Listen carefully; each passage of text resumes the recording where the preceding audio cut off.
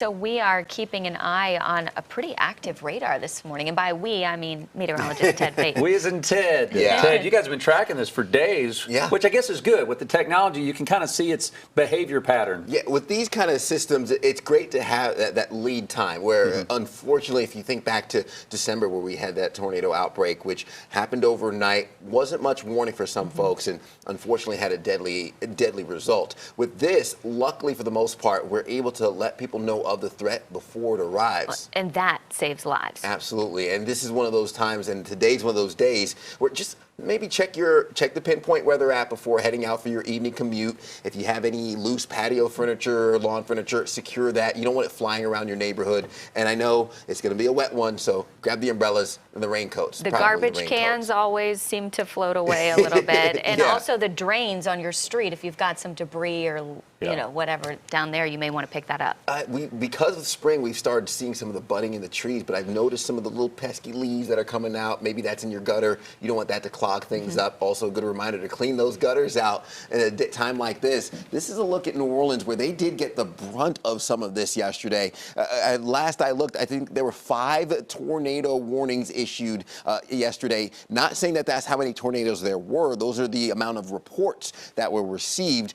You could have 5 reports for one single one or 5 for 5 individual ones, but just know that they did have a significant impact from that storm, which is now pushed all the way towards Panama City, stretching up through Alabama, making its way into Georgia, Albany, Georgia, getting some heavy downpours as of right now. Maybe you know some friends, family. This is also the time of year a lot of people on spring break. Panama City, a popular destination, just getting inundated right now with some storms as they had severe thunderstorm warnings just to their west. The rate right now is starting to ease up, less than 1/10 of an inch per hour. But this is all pushing up towards the Carolinas. Our Western Carolinas getting some of that rain, and the heavy downpours now coming down on the Queen City and parts near Gastonia, Hickory, and even further. Now, we are still holding on to these showers even into your afternoon and evening hours. This is looking the late morning, 11 a.m. on Wednesday, where you can see the orange and the red indicating the heavy downpours, the embedded storms that arrive with this. And then we have our threat for severe weather for the second half of the day.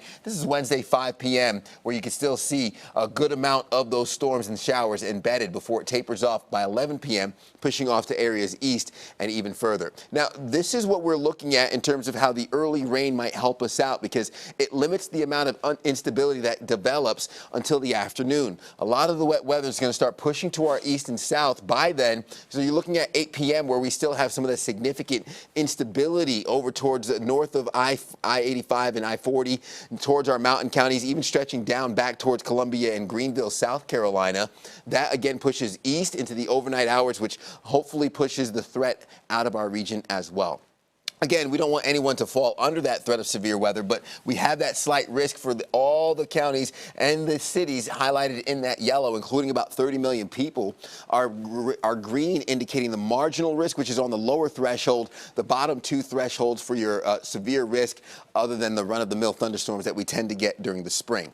The main threat that comes with this is the damaging winds of gusts over 60 miles per hour ahead of the storm and around it. Large hail possible. Also can't rule out an isolated tornado with the spin up possible, and localized floodings possible, as we could see a significant amount of rain in a short amount of time, anywhere from 1/2 inch towards 3/4 of an inch up towards the I-40 corridor, heading in towards your Statesville region. So in terms of your morning, we're looking at 60s and 50s. Highs get into the low 70s today, and any warmth that we get is going to help to kind of enhance that instability. So we'll hopefully stay on the lower end of that range from upper 60s to low 70s for your heat. But this is, again, going to be a day that starts a cooling trend, getting us into the upper 60s on Thursday, 40% chance of showers, overnight lows in the 50s to 40s. We get into the low 60s by Sunday, below normal for this time of year. Sunny conditions and pleasant conditions through the weekend, and then we're going to rebound back into the upper 60s by Tuesday of next week with your rain chances returning.